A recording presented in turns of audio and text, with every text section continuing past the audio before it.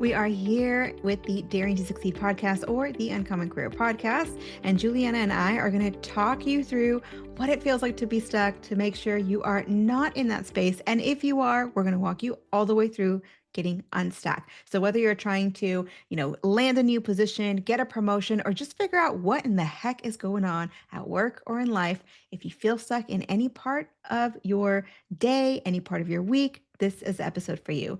So Juliana, I'd love to kind of jump in right at the deep end. What does it feel like when we are just stuck, when we're in the mud? Especially with like our careers and everything we see on LinkedIn and Medium and everything, everybody keeps talking about the feeling of being stuck, but I don't think we ever actually go into like what it looks like. I think a lot of the times it's feeling like you're on the hamster wheel and no matter what you do, the result is the same. So you'll try a different framework, you'll talk to all the people, you'll do all the research, you'll learn all the things, but doesn't matter how much of that you do, you still aren't getting to the goal that you want. Oh, absolutely. So it's kind of like you have your foot on the gas trying to go, go, go, but you're not making any progress because you simultaneously have the brake on. So at the same Yes. time, it's like you're trying to go, you're kind of, I guess you might even say your outer self is trying to go, your hands are trying to move, but internally, there's something that's stopping you. So you're making these kind of subconscious decisions to not make progress because you feel something's off. So not only can you not make progress, you're also ending up really tired. So it feels like, how is it that I'm spinning my wheels? I'm super tired, and yet I'm not making any progress. And instead, they end up filling their head with more stuff because they're trying to learn Mm, things or research things. And then they just keep, like, it just snowballs. the And no matter eternal what they do. learner. Exactly. Not that learning's bad, but if you find yourself stuck in this loop where you're like, I'll just watch another video, I'll just take another course, I'll just read another article, but you're not actually getting to taking the action or making the decision, probably a good sign that you're in a moment of stuckness. And this is really helpful to understand kind of what's happening, even, I mean, even biologically, right? When Hmm. you get onto, YouTube to watch another video to learn how to tweak your resume, for example, what's happening is, well, number one, let's be honest, you're getting confusing information from different sources. But biologically, what's happening, I guess chemically, you could say what's happening is that you are getting that dopamine hit. And when you get that dopamine hit, you feel like, oh, relief, but the actual issue hasn't been addressed yet. So now you become indecisive with all the information you have. You start second guessing some of the pieces that you've edited on your resume. And here we go back to ChatGPT, which, by the way, as we learn more and work more with AI and any other models, they're for the most part self reinforcing. Try this. If you ask it, here's my resume, critique and tell me what I need to change, it'll give you 10, 15, however many points of critique. Then you'll say, fix these points in my resume. It'll fix them. So then you say, critique my resume again. You can do that forever because if you say, critique my resume, it's going to force a critique and you'll never actually be done. That's where the confusion comes from when you're working with AI. So all that to say that AI can actually be a a big stone pulling you to the bottom of the ocean in this stuck phase. So more information is not always the answer. But now there's what it feels like, but what does procrastination actually look like? Because sometimes we may not be aware of our feelings and we just may see things in action. So, Juliana, curious, like in your clients, what are some of the telltale signs that someone is stuck? What does it look like on your end as someone who's third person? I mean, visually, it's very obvious. My clients, like when I'm on calls with them, I can see that they're unfocused, they're fidgeting, they're playing with things that they're not physically still. Like their person actually reflects their mental state of like jumping around and not being able to focus on a certain thing. And it's so fascinating because as we go through the coaching, they may not notice it, but I can actually see them going from like this ball bouncing around all in this like trapped box to a person who's sitting still, able to think and reflect, but also really comfortable in longer silences so that they can kind of take what we're talking about, think about it, integrate it, and then respond. Mm. Whereas, like, when we start coaching and they've got this like ping pong ball effect going on, they're fiddling with their kettle or playing with their pet or like answering emails, not because they're being disrespectful of our time, but their mind actually can't allow them to focus. Mhm.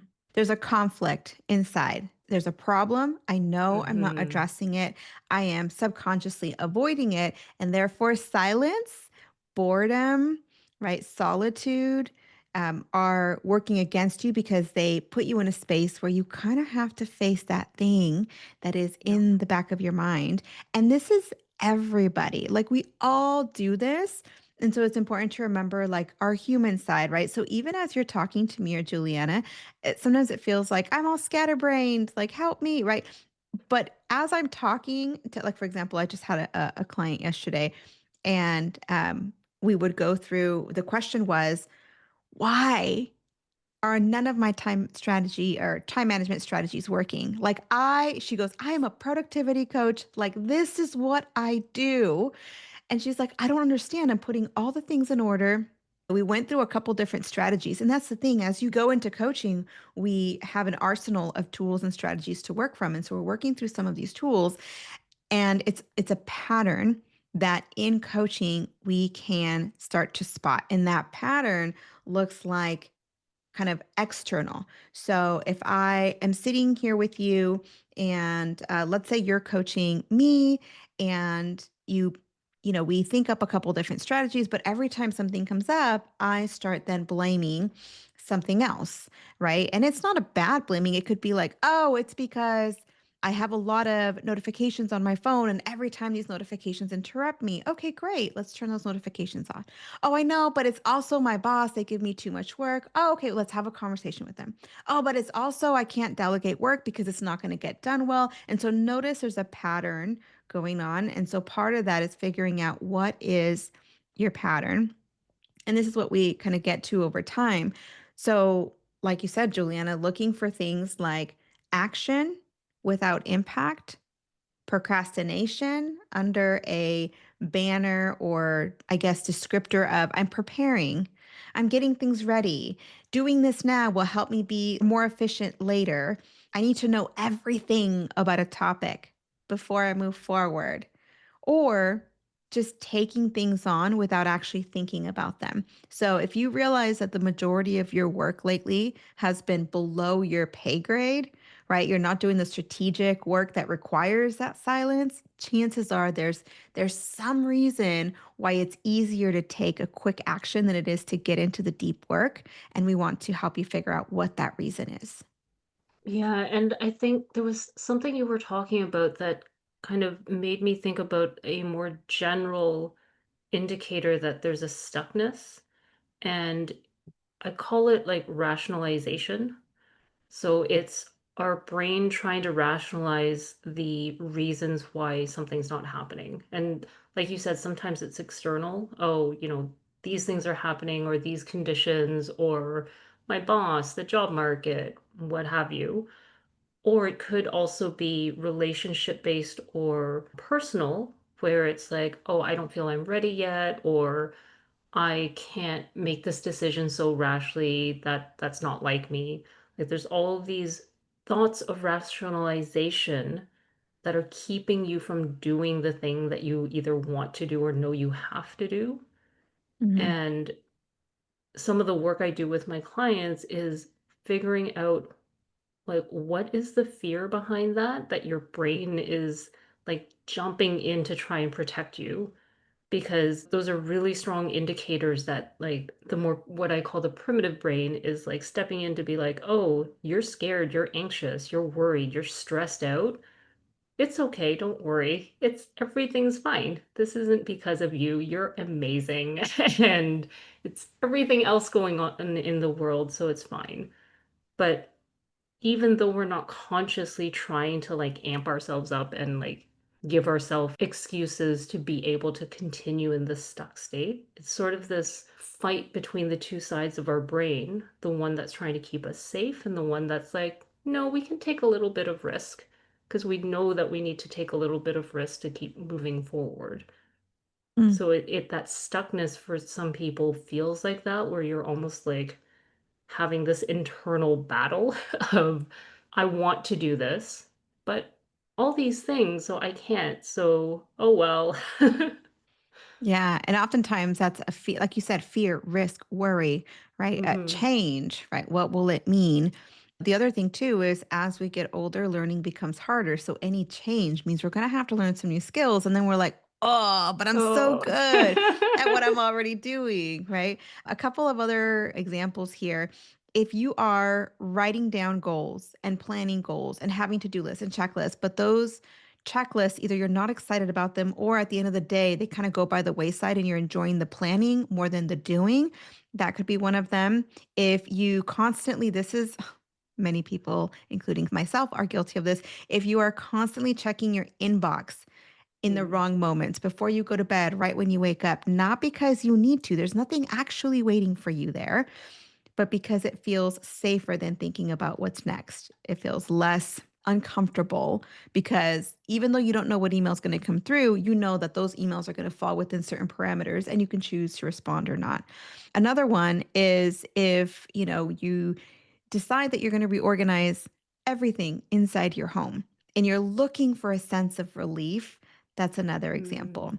If you're referring to this as, oh, this is a season I'm in, you may want to figure out, is this truly the right time and place for this season? Or is this season kind of a descriptor or I don't want to say excuse, but just a name for, I just don't want to do this right now. But here's the thing, you do not have to stay stuck. Okay. It's been doom and gloom for a couple minutes as we talk about what it feels like. So we can each kind of do this self assessment and be like, am I at my most active self? Am I my most productive self? Am I having the impact in this world, in my community, at work that I want to be having? If you feel like I'm not having as much of an impact as I'm capable of, then now is the time to think about, okay, let's imagine what it would feel like to get unstuck because spending time on that is going to increase your motivation to get to that place. And so one of the things that, in my life and then also in my clients' lives, things that I hear is relief. That's the number one word, right? People that come in and they're like, I've been spinning my wheels and I don't know why. I keep looking on, for me, it's like I keep looking on the job boards, right? Clients will tell me I keep tweaking my resume. But then once we get to like that clarity of, oh, I don't want to be in this industry anymore. I don't want to be in a high stress environment anymore. It's a relief saying, I feel like a wall in front of me has just been knocked down. And so for me, the first thing, I feel like they go through a process. I'd love to hear what your experience has been, Juliana, but I feel like my clients go through this process of like Kubler Ross has a grief cycle where people go through shock and then denial and anger, right? I feel like it's similar, but like upside down. So you experience relief and then you have this like confidence, courageous moment of like, I can do this. What I thought was impossible is like so possible. I can absolutely do this. From that, then comes taking action, eventually building momentum. Then it's trusting yourself that you can make things happen with your actions. And then your whole energy and eventually even your mindset and your communications shift. Like that's what I've seen happen in clients. And I know, Juliana, you've got similar experiences. Like, what have you experienced when people get unstuck? I think for my clients, a lot of the times it's more gradual. So I see it like over the course of several weeks, and they don't necessarily have like that magical, mythical aha moment that everyone's like, oh, I just magically understand the world and how I need to do everything. But it's kind of seeing them shift over time from trying to explain what's happening to going almost straight into problem solving mode. Where, like, at the beginning of coaching, I'll see that there's a lot of focus on why things are happening the way they are. and trying to like explain the situation. And when we start trying to pull different levers, explore different options, there's a bit of resistance there, even though they know they're here to do that exact work. There's still that little bit of resistance, but once I see that resistance go away and almost become self-directed, where they're coming into the sessions and being like, okay, this happened, and I think I need to do this. And when the conversation shifts to, so what do you actually need coaching on? And they're like, I don't know. It's like, yes, they've made their breakthrough and they don't need to stay in coaching because they now have developed the tools they need to be able to Mm. move through those problems. Okay, there's like something really interesting here that you just mentioned. And I think this is partly the power of coaching and why, I feel like once you start coaching, I don't know about you, Juliana, but like it becomes a bit of an addiction. But at the same time, it's this thing that you don't actually need forever. And I think that's really important that you mentioned that because when I first started this work, I remember having a conversation with someone, and the conversation went something like this. Well, if you're a good coach, they'll want to coach with you long term. I'm talking years. And I remember thinking, I don't know why that doesn't sound right. And it took me time. It took me a long time to like work with clients. And I would always feel like this point. Usually it's like six to 1 year mark at the most, right? This point where I'm like, no, I'm becoming a crutch. And so we want to create an experience, like you said, Juliana, where it's we go through this process, you learn the tools that are going to help you not just in this, whether it's a new habit, whether it's breaking a behavioral pattern, whether it's becoming aware of a barrier, no matter what it is, we want to work alongside you.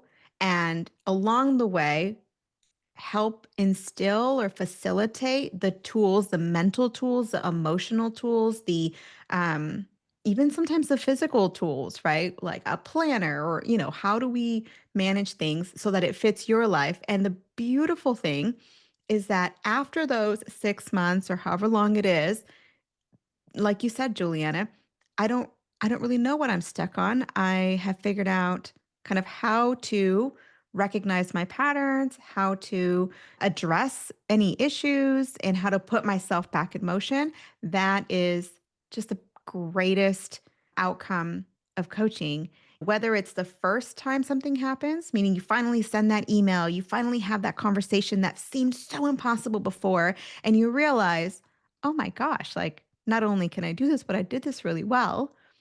And so there's that one time, but then there's building a pattern over time, which is where coaching really shines. And at the end of that, you realize, oh, now I understand how my mind works because everyone's a little bit different. Otherwise, I'd be able to send you something over email and you'd be all set to go. But everyone works a little bit different. And so to find your way of overcoming barriers, of becoming aware, overcoming them, and then making that into a mental habit, oh, so life-giving. Yeah, and I think it's that mental habit part that is so powerful, especially when you find that right coach match for you. Because, like, we obviously both talk to a lot of people, and not everybody ends up being a client, but that's, I think, a natural part of the like coaching selection process where not everybody needs the same thing, like you said, and Mm, every coach provides something different.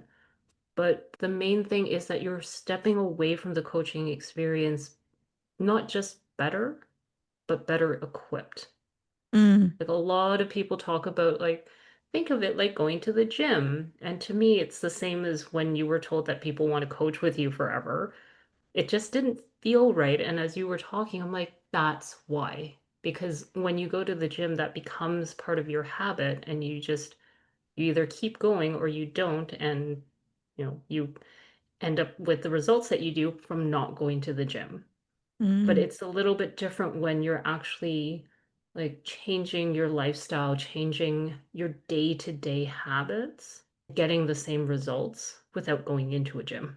mm. Can you imagine? I would love that. I would absolutely love that. So I'm going to take a Oh. quick little detour because you mentioned something about kind of the coach selection process, right? Like how do you know you're working with a good coach? And I want to ask this question, but if you're listening right now and you're maybe not in the market for a coach, that's totally fine. Stay tuned because we are going to talk about kind of what getting unstuck leads to. So what you can expect out of coaching in a more practical way. But just really quickly, Juliana, can you share a little bit about for you, who are the clients that tend to be the best fit, that get the most value out of working with you? Yeah, it's a good question because I ask myself that all the time. And usually it's the clients who are really, really drawn to the like deep internal work, but want a layer of strategy. So they're Mhm. people who want to do the deep dive and figure out what's going on, but when they resurface, they want to have somebody who can work with them to strategize and figure out, okay, now that I've unblocked the thing that was keeping me from going, how do I actually implement all of this? Mm. Whereas I've had some people who they're really just looking for advice or mentorship or an established framework, which isn't really what I do. There's tons of coaches who do that, and it works really well for some people. So I think that's just kind of an example of how different coaches work with like different methodologies and different things so that we can all serve everyone out there who needs support. Yeah, absolutely. It's important to know, like, am I looking for the framework and a specific step-by-step strategy, or am I looking for the kind of bespoke, trying to figure out what's going on in my mind and how can I find my best way of doing something? That's a big differentiator. Absolutely. And what about yourself? Because I know you've got like two coaching programs now that are serving like different needs. Like how do you decide which person is a better fit for which one? Yeah, that's a really good question. So the first program is a kind of start to finish career search program. The clients that get the most out of the program, the clients that feel like, oh my gosh, this is such a godsend both ways. And because I enjoy really working with them too, are clients who I always think of someone Mm, who does all the things, is always a doer, but they're not getting results in their job search. And this is where I'm like, oh, that's because you're an expert in your field, but the mm. skill of branding, the skill of communications, the skill of, oftentimes it's people who are going from individual contributor or early management roles into more strategic roles. And it's this mind shift that also shows up in how you communicate. Um, Let me give you like one quick example. I have someone who basically is fantastic. Like, I mean, the things they do are just amazing. They're in engineering. However, they're going into a little bit more advanced management, and the communication piece wasn't necessarily there. It was like, well, I just tell them the information. I'm really good at telling them the information. And I'm like, fantastic. Who is your audience? And we found out that for their particular work, their audience was a non technical audience. And so we needed to learn to basically quickly translate from the technical jargon to non technical jargon, and then move away from putting all of the um, responsibility of the message on the words, the information that we're communicating, and shift it more into how we're communicating it. Everything from hand gestures to like all the things, right? Too much detail for right now. But the point is, if you have a ton of value in your career, but you need help conveying that persuasively to open up opportunities, that's a lot of where I come in. And that's the job search program. We cover you beginning to end. But then the other program, thank you so much for mentioning this. It's a new program, the second one. This is pure coaching. So it's not necessarily related to the job search. It can be related to career. It can be related to almost anything. Because what's really interesting is that when you feel stuck or when you're trying to establish a new season of life, a new boundary, a new personal expectation, a new habit, it permeates all parts of your life, every part of your life. And so sometimes we say, oh, it's career coaching, but really it impacts your personal life too. And so in those situations, I'll be very honest with you, it's the people who are willing to challenge themselves and are willing to have hard conversations. Like you said, deep coaching, right, Juliana? That's where I think personality is huge. So if you get on a call with me, and I'm sure it's the same with Juliana, if you get on a call with me, I'm going to tell you, have you spoken to at least one other coach?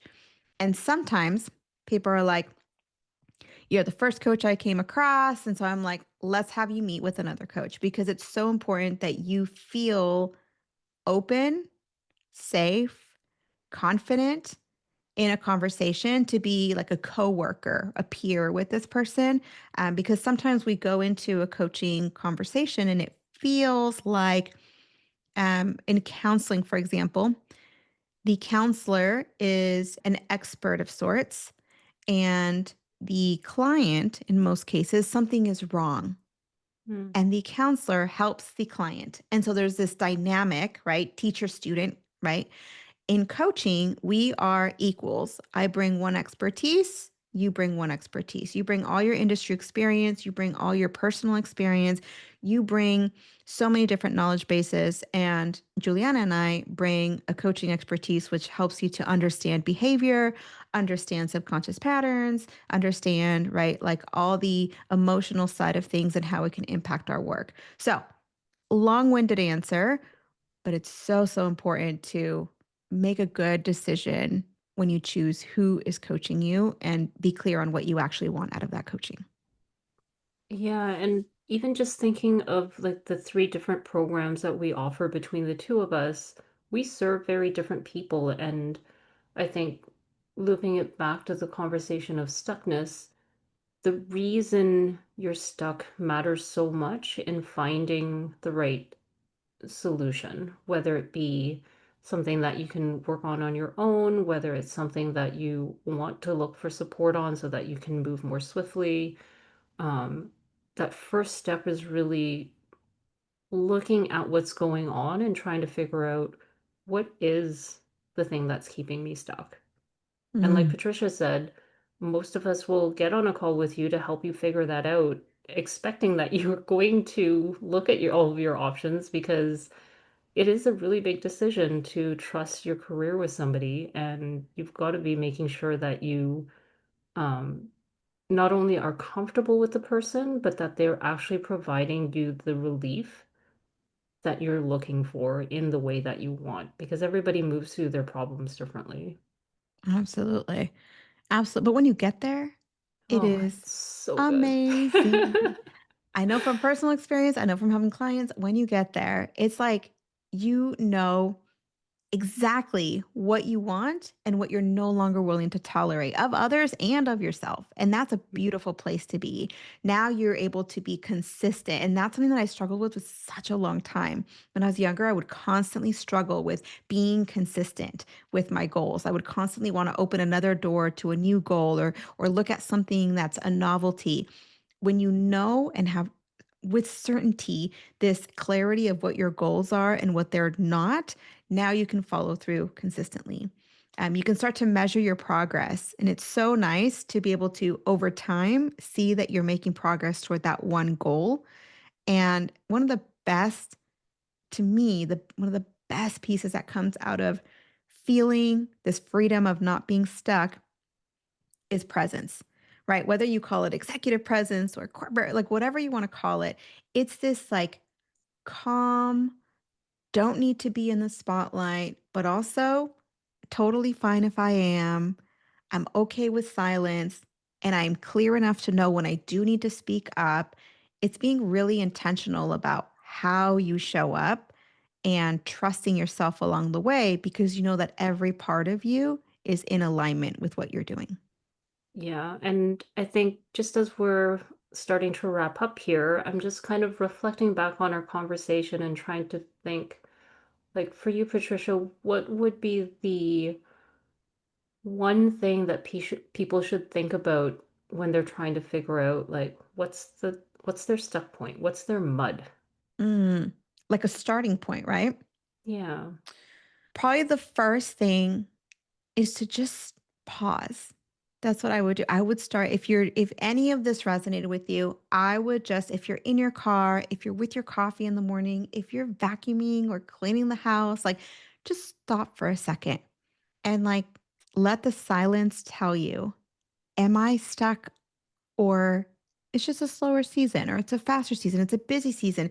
You know that answer. That's if you would just slow down and pause, you'll tell yourself almost immediately if something's up.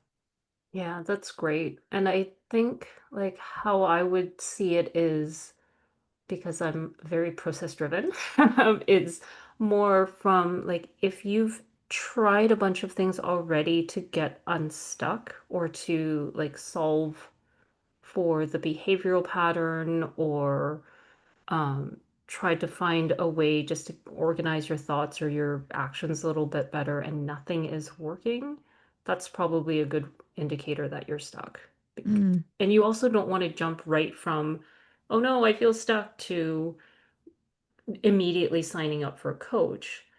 There is that bit of due diligence to kind of test things out on your own first to say, okay, is this something I can solve for myself? No, I've tried a whole bunch of stuff already. mhm, It's not working. That's where it's a good indication that maybe I need either another perspective or a little bit of support just to get me over this like hump so that I can go back to like my optimal performance. mm. Yeah, and that's a beautiful thing. You said optimal performance. I'm just gonna wrap up with this last thought here, but you said optimal performance. We know when we are not working at our absolute best, and who doesn't want to be at their absolute best? So such a great question to ask. Am I at my optimal performance? I love it. Well, I think that is plenty for today. I think we covered so much ground. Hopefully, this gave you a feeling of a little bit of hope if you're feeling stuck or if you're just in a moment of frustration and you're like, "Oh, maybe I'm not in a stuck rut right now and I can just go out there and find some things to get some real relief quickly." Either way, Patricia and I always love to hear from you just to see what's going on, if there's something that we can help you with. We've got all our links in the show notes so you can find us. Any final words, Patricia? Yeah, I just hope this gave you some good insights and reach out to us if you have any questions at all. And we'll see you on the next one. Hey, thanks for listening. I really appreciate you spending time with me today. If you found this episode helpful, please tap the 5-star review on the show's homepage in your podcast app. It would absolutely make my day, and it helps others discover the Uncommon Career Podcast. Now, to download your free career resources and learn how I help seasoned professionals land amazing offers in as little as 90 days, click on the link in the description or go to theuncommoncareer.com. Thanks again, and I'll see you on the next one.